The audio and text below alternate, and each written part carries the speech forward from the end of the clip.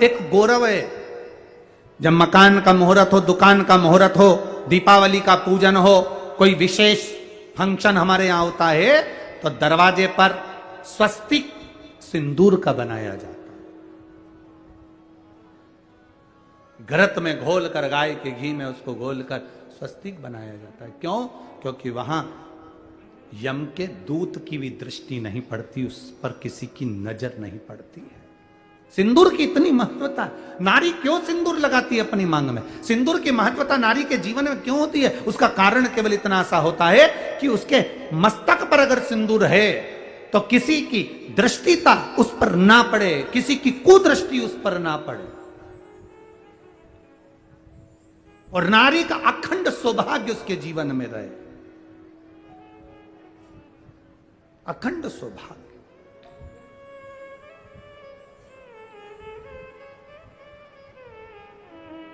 दो चीजें बड़ा भारी होती है, एक मांग का सिंदूर और एक गले में पड़ा हुआ मंगल, जम के बोलो जम, मंगल सूत्र।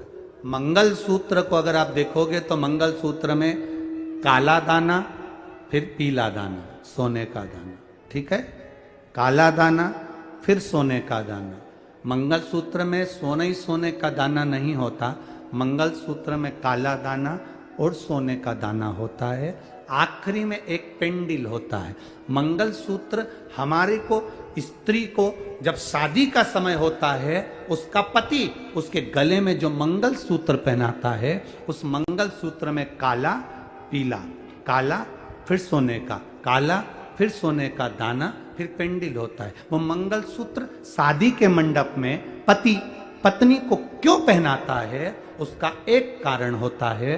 पति पत्नी के गले में मंगल सूत्र देते समय कहता है, इस मंगल सूत्र को देख लो, इसमें एक काला धागा है तो एक पीला दाना है। मतलब अपनी जिंदगी पूरी एक जैसी कभी नहीं रहती, जीवन में काले दिन भी आते हैं तो सोने जैसे चमक वाले दिन भी आएंगे, और जीवन को हमें जीना है।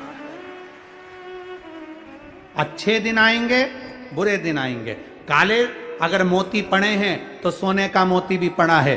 कुछ दिन अगर काले निकलेंगे तो सोने का दिन अर्थात अच्छे दिन भी आएंगे। ये दिन चलते चलते चलते चलते जो आखिरी में पेंडिल है उस पर पहुंचेगा। मतलब एक ना एक दिन जीवन का ऐसा आता है कि हमारे जीवन को हम सुखमय जीने का तरीका सीख जाते हैं। वो मंगल सूत्र, मांग का सिंदूर, नारी के तन पर पड़ा हुआ 16 श्रृंगार में से एक एक श्रृंगार नारी के जीवन के एक आनंद को दर्शाता है।